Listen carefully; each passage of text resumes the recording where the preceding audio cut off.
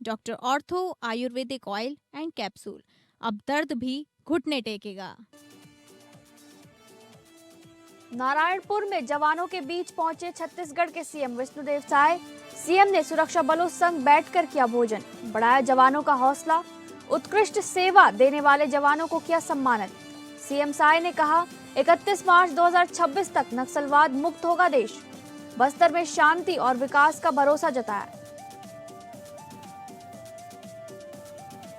पंचगव्य से पंच परिवर्तन पर आधारित फिल्म गोदान का trailer launch. CM Yogi Adityanath ने किया ट्रेलर लॉन्च।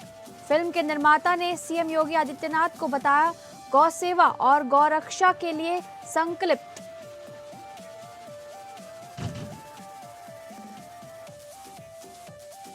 कांग्रेस आलाकमान के साथ दिल्ली में हुई अहम बैठक के बाद भी झारखंड कांग्रेस का नहीं टला संकट। प्रदेश अध्यक्ष केशव महतो कमलेश कांग्रेस कोटे के सभी मंत्री और अधिकांश विधायक रांची लौटे, लेकिन साथ नहीं आए कांग्रेस के 5 नाराज विधायकों की नाराजगी से प्रदेश की राजनीति में चर्चाएं तेज।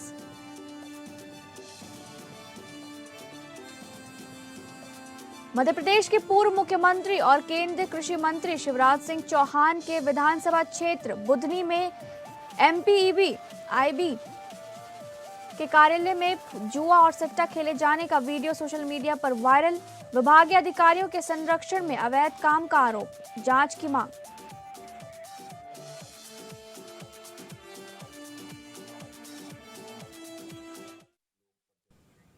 नमस्कार, आप सभी का स्वागत है स्टेट लाइव में। मैं हूं आपके साथ शालिनी राणा।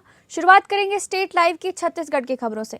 छत्तीसगढ़ के मुख्यमंत्री विष्णुदेव साय अपने नारायणपुर प्रवास के दौरान सुरक्षा बलों के बीच पहुंचे, जहां उन्होंने जवानों से मुलाकात कर उनका हौसला बढ़ाया। इस दौरान मुख्यमंत्री ने जवानों के साथ बैठकर भोजन किया और अपने हाथों से भोजन परोसते हुए उनका उत्साहवर्धन किया। सीएम ने कहा कि विषम परिस्थितियों में देश और प्रदेश की सुरक्षा में जुटे जवानों का योगदान अतुलनीय है और सरकार उनके साथ पूरी मजबूती से खड़ी है। मुख्यमंत्री ने जवानों से संवाद करते हुए उनके कार्यों की सराहना की और उत्कृष्ट सेवा देने वाले जवानों को पुरस्कृत भी किया।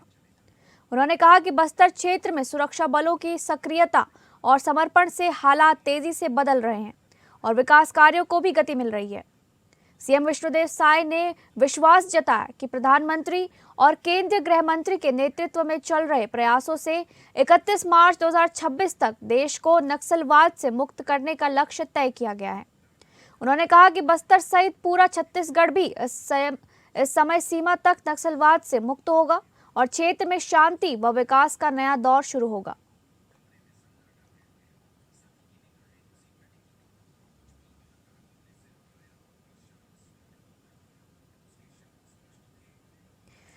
अगली खबर मध्य प्रदेश से है। पूर्व मुख्यमंत्री और केंद्रीय कृषि मंत्री शिवराज सिंह चौहान के विधानसभा क्षेत्र में एमपीईबी के कार्यालय में जुआ और सट्टा लिखे जाने का वीडियो सोशल मीडिया पर तेजी से वायरल हो रहा है। वायरल वीडियो में बुधनी स्थित मध्य प्रदेश विद्युत वितरण कंपनी के कार्यालय परिसर में कर्मचारी जुआ खेलते हुए और आम लोगों से सट्टा मटका के नंबर लिखते नजर आ रहे हैं। स्थानीय लोगों का आरोप है कि ये पूरा अवैध काम विभागीय अधिकारियों के संरक्षण में लंबे समय से चल रहा है। सूत्रों के मुताबिक वीडियो सामने आने के बावजूद अब तक इन कर्मचारियों पर ना तो किसी अधिकारी का बयान आया है और ना ही किसी तरह की कार्रवाई की गई है। मामला पूर्व मुख्यमंत्री और केंद्रीय कृषि मंत्री शिवराज सिंह चौहान के विधानसभा क्षेत्र से जुड़ा होने के कारण प्रशासनिक निगरानी पर भी सवाल खड़े हो रहे हैं। ये मामला सोशल मीडिया पर जमकर वायरल हो रहा है। वहीं सूत्रों का कहना है इस पूरे मामले की निष्पक्ष जांच और दोषी कर्मचारियों और संरक्षण देने वाले अधिकारियों पर सख्त कार्रवाई की होनी चाहिए।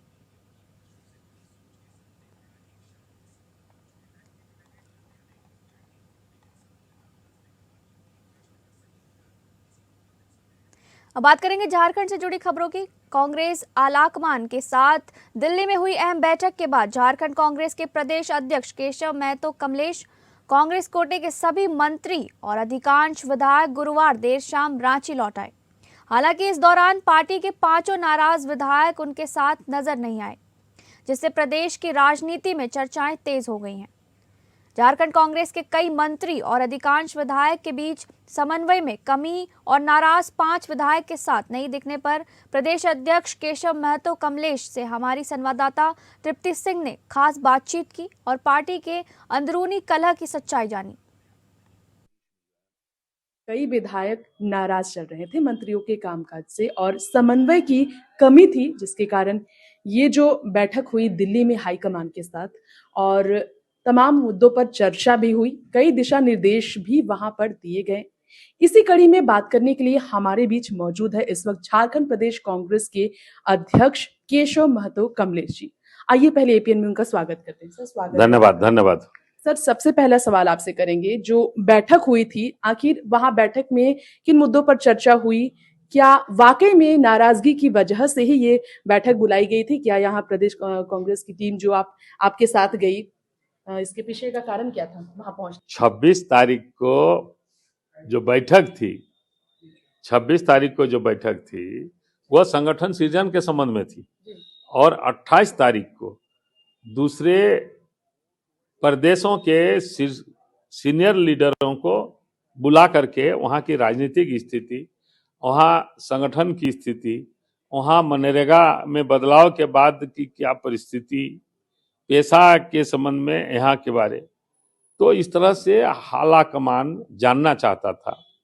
तो उसके तहत दूसरे हमारे स्टेट का जो बैठक हुआ माननीय खड़गे साहब के आवास पर, माननीय लोकसभा में प्रतिपक्ष के नेता राहुल गांधी जी और केसी वेणुगोपाल जी तीनों थे वहाँ।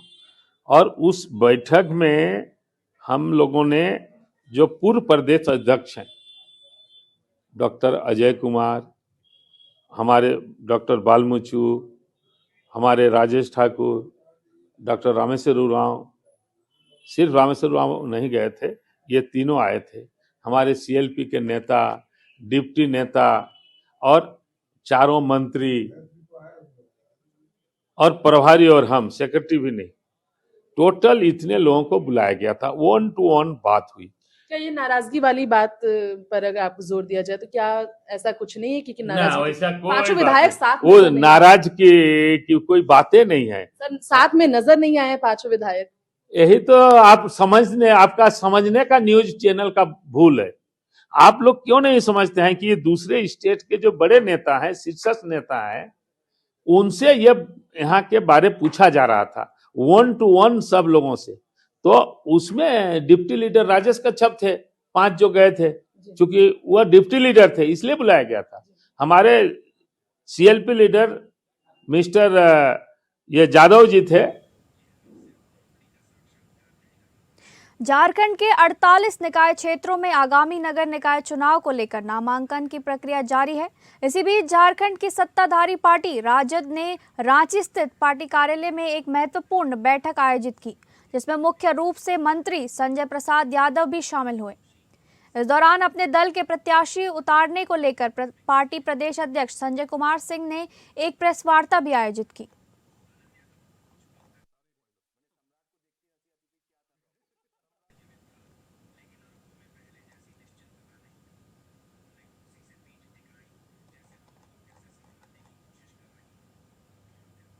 बीच हम लोग अपील करेंगे, हम अपने कैंडिडेट को जिताने के लिए जहां बताया कि भाई हम सांप्रदायिक ताकतों को रोकेंगे, तो जो हमारा बेस्ट कैंडिडेट होगा महागठबंधन का, जो जीतने वाला रहेगा उसको सहयोग करेंगे हम।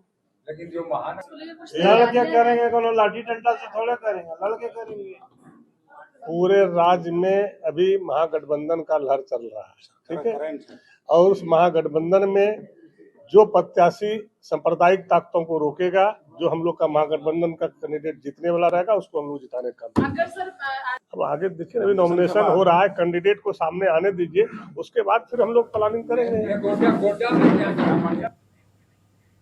झारखंड की राजधानी रांची में स्पर्श कुष्ठ जागरूकता अभियान 2026 एवं कुष्ठ रोगी खोज अभियान 2025-26 के सफलतापूर्वक क्रियान्वयन को civil surgeon doctor Prabhat Kumar ने सदर अस्पताल में महत्वपूर्ण जानकारी साझा की और ये कहा कि स्पर्श कुष्ठ जागरूकता अभियान गांधी जी की पुण्यतिथि 30 जनवरी से शुरू किया गया है, जो 13 फरवरी 2026 तक रांची के सभी गांव में चलाया जाएगा।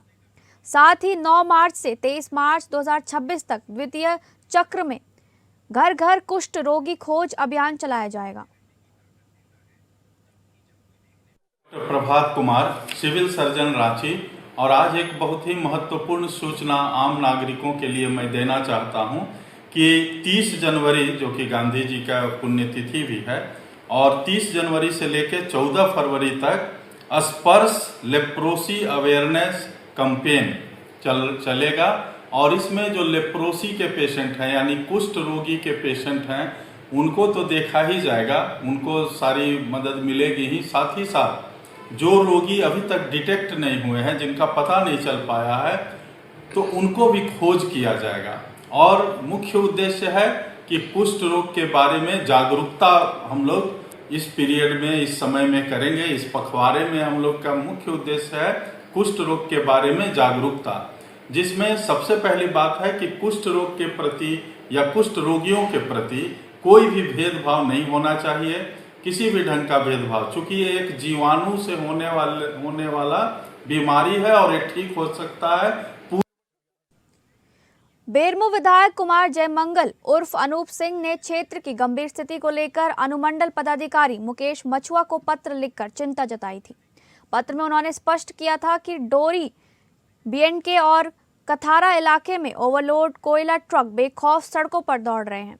इन ट्रकों से गिरता कोयला और उड़ती धूल न सिर्फ सड़कों को समय से पहले बर्बाद कर रही है, बल्कि स्थानीय लोगों के लिए सांस लेना तक मुश्किल हो गया है। आम जनता के स्वास्थ्य और सुरक्षा पर मंडराते इस खतरे को प्रशासन ने गंभीरता से लिया है। मामले पर सख्त रुख अपनाते हुए अनुमंडल पदाधिकारी मुकेश मछुआ ने सीसीएल, डीवीसी सहित सभी निजी ट्रांसपोर्टरों को 2 टूक चेतावनी दी है। उन्होंने साफ शब्दों में कहा कि अब किसी भी तरह की लापरवाही बर्दाश्त नहीं की जाएगी और नियम तोड़ने वालों पर सीधे कानूनी कार्रवाई होगी। एसडीएम के आदेश के अनुसार सीसीएल, डोरी, बीएनके और कथारा डीवीसी के बीटीपीएस व सीटीपीएस क्षेत्रों में अब कोयला या छाई लदे ट्रकों के साथ साथ खाली वाहनों को भी अनिवार्य रूप से तिरपाल से ढकना होगा ताकि धूल उड़ने से रोकी जा सके। इतना ही नहीं, क्षमता से अधिक कोयला लोड पाए जाने पर वाहन के साथ साथ संबंधित प्रतिष्ठान के खिलाफ भी मामला दर्ज किया जाएगा। सड़कों पर कोयला गिरने से होने वाली किसी भी दुर्घटना की पूरी जिम्मेदारी ट्रांसपोर्टरों की होगी। प्रशासन के इस सख्त फैसले से जहां आम लोगों ने राहत की सांस ली है, वहीं नियम तोड़ने वाले ट्रांसपोर्टरों में हड़कंप मच गया है।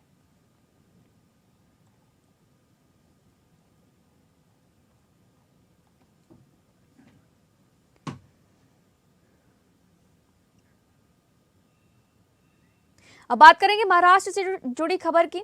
अमरावती में दरियापुर के चंद्रभागा छोटे बैराज प्रोजेक्ट के रिहैबिलिटेशन के काम में कथित करप्शन के खिलाफ शिवसेना यूबीटी ने कड़ा रुख अपनाया है। यह आरोप लगाते हुए कि इस प्रोजेक्ट के तहत किए गए रिहैबिलिटेशन और डेवलपमेंट के काम बहुत खराब क्वालिटी के हैं। शिवसेना यूबीटी के अमरावती जिले के चीफ नरेंद्र पडोले सीधे पानी की टंकी पर चढ़ गए और प्रोटेस्ट शुरू कर दिया। प्रोटेस्ट करने वालों का कहना है कि रिहैबिलिटेशन के काम में बड़े पैमाने पर करप्शन की वजह से घर, सड़कें, पानी की सप्लाई और दूसरी बेसिक सुविधाएं खराब क्वालिटी की हो गई हैं।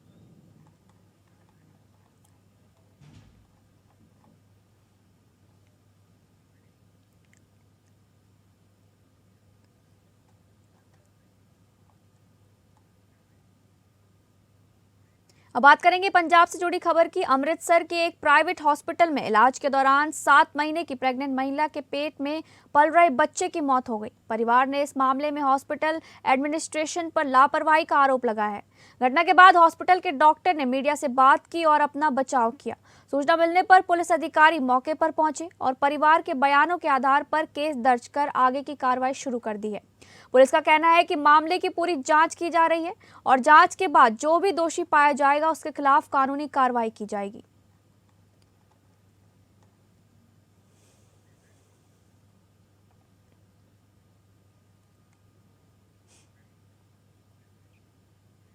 कपूरथला में उस समय हंगामा मच गया जब सुल्तानपुर लोधी से आ रहा पेट्रोल से भरा एक टैंकर तेज स्पीड के कारण दाना मंडी इलाके में अचानक कंट्रोल खो बैठा।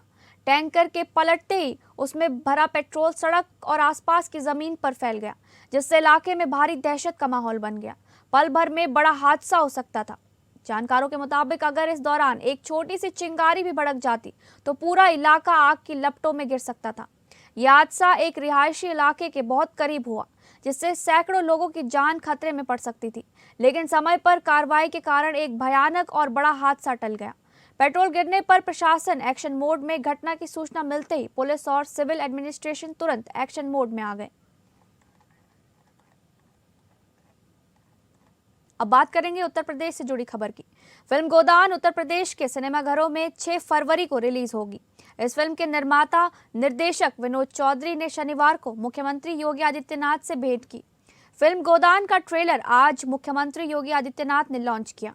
गोदान फिल्म के निर्माता निर्देशक विनोद चौधरी ने शनिवार को अपनी टीम के साथ सीएम योगी आदित्यनाथ से उनके सरकारी आवास पर भेंट की। ये फिल्म गौ संरक्षण और भारतीय संस्कृति में गौ माता की भूमिका पर आधारित है। फिल्म के निर्माता ने बताया कि पंचगव्य से पंच परिवर्तन पर आधारित फिल्म गोदान का ट्रेलर आज मुख्यमंत्री योगी आदित्यनाथ ने लॉन्च किया। सीएम योगी आदित्यनाथ गौ सेवा व गौ रक्षा के लिए संकल्पित हैं। यूपी में सीएम योगी आदित्यनाथ के नेतृत्व में गौवध निवारण कानून बना था। इसके बाद मुख्यमंत्री ने गौ हत्या पर सख्त कानून लागू किया था। गौ हत्या पर एनएसए लगाने का प्रावधान भी इसी सरकार के कार्यकाल में हुआ है।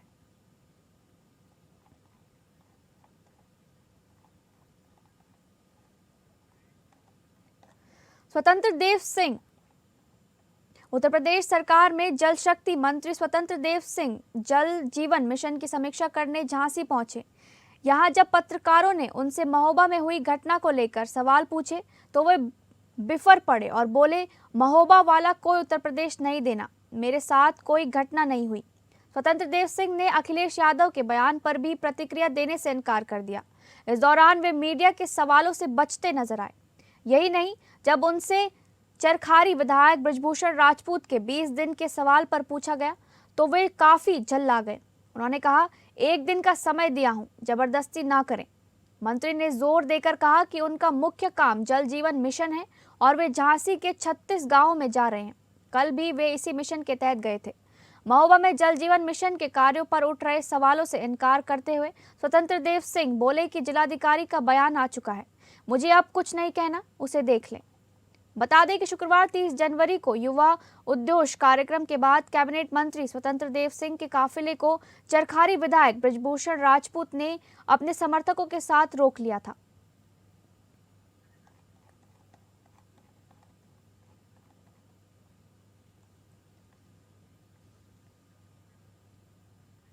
केंद्रीय वित्त मंत्री निर्मला सीतारमण कल देश का बजट पेश करेंगी। बतौर वित्त मंत्री ये उनका 9वां बजट होगा। इस बार का बजट कैसा होना चाहिए, इसे लेकर एपीएन न्यूज ने उत्तर प्रदेश आदर्श व्यापार मंडल के व्यापारियों के साथ खास बातचीत की है। आप बताइए कि कल जब ये बजट पेश होने जा रहा है, आप क्या उम्मीद करते हैं कि किस तरह का ये बजट होने वाला है? देखिए, जो कल बजट आने जा रहा है, सबसे पहले तो हम लोग एक नागरिक के रूप में ये उम्मीद करते हैं कि देश से अपेक्षा करते हैं कि कल के बजट में e commerce policy, retail trade policy की घोषणा की जाएगी। साथ ही साथ जो व्यापारी जीएसटी देते हैं उनको कम से कम 10 लाख रुपए का स्वास्थ्य बीमा मिलना चाहिए। जो कुछ भी नहीं देते हैं उनको आयुष्मान में आप 5 लाख रुपए के अंदर कवर करते हैं। जो केंद्र सरकार को, प्रदेश सरकार के खजाने को काम भरने का काम करते हैं, उद्योग के लोग जो लोग हैं, जो व्यापार के लोग हैं, इनके लिए सरकार को चिंता करनी चाहिए। तो आपकी जो आयुष्मान भारत योजना है, बहुत अच्छी योजना है, जितनी तारीफ की जाए वो कम है। कहाँ कुछ नहीं था, कहाँ इतनी बड़ी चीज़ देश को मिल गई। दूसरा, हम लोग अपना प्राइवेट इंश्योरेंस कराते हैं हेल्थ का, तो जैसे 2 लाख 1 लाख का किसी का इलाज है तो आप इसमें जान रहे बड़ी मनमानी चल रही है। जब आप कंपनी को पैसा दे ही रहे हो, बीमा कंपनियों को, इससे बहुत बढ़िया अपने सरकारी अस्पताल अच्छे करिए और खोलिए, डॉक्टर्स की भर्ती करिए। जो पैसा हम देश का लुटा रहे हैं प्राइवेट अस्पतालों पे, वो हम अपने सरकारी अस्पताल के कर्मचारियों और डॉक्टरों को दे और अपनी जनता को निःशुल्क इलाज करें। ये 2 चीज़ बहुत जरूरी है। अभी सरकार को इस पे काम करना बहुत जरूरी है और इस पे ध्यान आकर्षित आपके माध्यम से मैं सरकार को कराना चाहता हूँ। एजुकेशन जो है, अभी आम आदमी चाहे तो अपने बच्चों को बहुत अच्छे उसमें पढ़ा नहीं सकता है। सरकारी स्कूल में आप जानते हैं कैसी शिक्षा है, प्राइवेट में किसी भी छोटे से भी स्कूल में 4,000 5,000 से कम फीस नहीं होती है। तो कुछ बजट में ऐसा करें कि आम आदमी पढ़ सके, देश के लिए काम कर सके, नौकरियों को सृजन करने के लिए कुछ सरकार व्यवस्था करे और व्यापारियों के हित को देखते हुए कुछ ऐसा करे, इनकम टैक्स स्लैब हो या जीएसटी की जो भी दरें हों जो सरकार के हित में बिना उनका नुकसान हुए, बिना व्यापारी का नुकसान हुए, उस पर विचार करें। दूसरा ये कि एक व्यापारी जब मर जाता है, एक व्यापारी काम कर रहा है, पूरी जीवन टैक्स देता है सरकार को, अपना घर चलाता है, कुछ नौकर रखता है, उनके घर चूल्हे चलाता है, अचानक से अगर वो ख़त्म हो जाता है तो उसका परिवार रोड पे आ जाता है। अगर उसके ऊपर लोन है तो बैंक उसको माफ़ नहीं करता, उसके ऊपर कोई बिजली है तो बिजली वाले माफ़ नहीं करते हैं। तो उस पर सरकार को विचार करना चाहिए, कुछ ऐसा बदलाव लाना चाहिए कि व्यापारी के मरने के बाद उसका परिवार इज्जत के साथ, सम्मान के साथ समाज में जी सके। 25% दुनिया की आप कह सकते हैं कि ग्लोबल ट्रेड और करीब करीब 2 अरब लोग इस ट्रेड डील में शामिल हैं। आपको क्या लगता है कि भारत को कितना फ़ायदा इससे होने वाला है? भारत को इससे बहुत लाभ होगा। एक तो हमारा जो सर्विस सेक्टर है वो बहुत मजबूत होगा। कई जगह हम वीज़ा फ्री हमको हो रहा है, इंपोर्ट ड्यूटी हम कई जगह से इंपोर्ट ड्यूटी हमारी ख़त्म हो रही है। तो निश्चित रूप से भारत जो अभी तक की बहुत उत्पाद मंगाता था, अब हम लोग उत्पाद भेजने वाले देश बनेंगे। जो अमेरिका ने हम लोग पर टैरिफ लगाया था, उस टैरिफ का जवाब भारत ने बहुत तैयारी के साथ में दिया है। और अब एफटीए के जो एग्रीमेंट हुए हैं, इसके मुताबिक भारत अनेक देशों में हम लोग जो है अपने उत्पादों को भेजेंगे, चाहे वो कपड़ा हो, चाहे फार्मा हो, टेक्सटाइल का क्षेत्र हो, चमड़े का क्षेत्र हो। और इसी तरीके से मुख्य हमारा जो सबसे ज़्यादा युवा है वो बाहर जाता है। तो कई देशों से हम लोग का जो एग्रीमेंट हुआ है यूरोपीय संघ से, तो उसमें हम लोग को बहुत ज़्यादा लाभ मिलेगा। भारत की अर्थव्यवस्था मजबूत होगी और विदेशी मुद्रा हमारी बढ़ेगी। बहुत बहुत धन्यवाद। तो ये थे तमाम वो व्यापारी जिनकी तमाम शंकाएं भी हैं, लेकिन सुझाव भी है सरकार के लिए कि किस तरह से सरकार तैयारियां कर सकती है ताकि न सिर्फ व्यापारियों का हित सुरक्षित रहे बल्कि जो जनता है उसको भी सीधा लाभ मिल सके। अब देखने वाली बात यह है कि कल जब बजट आएगा तो उसमें क्या निकल कर सामने आता है। Anand Singh, APN news. उत्तर प्रदेश झांसी के रक्सा थाना क्षेत्र स्थित 500 वर्ष पुराने शिव मंदिर में खुदाई के दौरान ब्रिटिश कालीन सिक्के मिले हैं। विगत दिवस मंदिर में दर्शन करने गए श्रद्धालुओं को एक गड्ढा दिखाई दिया था, जिसके बाद पूरे कस्बे में धन निकालने की अफवाह फैल गई थी। अफवाह फैलने के बाद आसपास के ग्रामीण और पुलिस भी मौके पर पहुंच गई। इसके बाद पुरातत्व विभाग की टीम ने शिव मंदिर का निरीक्षण किया और उस गड्ढे तक पहुंची। टीम की अगुवाई उपाधीक्षक समीर दीवान कर रहे थे। टीम ने गड्ढे में रखे एक घड़े को उठाया जिसमें से 7 तांबे के सिक्के मिले। इनमें से 2 सिक्के ब्रिटिश कालीन के थे जबकि 5 सिंधिया राजघराने के थे। पुरातत्व विभाग की टीम इन सिक्कों को अपने साथ ले गई है। उप अधीक्षक पुरातत्व विभाग समीर दीवान के अनुसार ब्रिटिश कालीन सिक्के मिले हैं और इनकी जांच कराई जा रही है।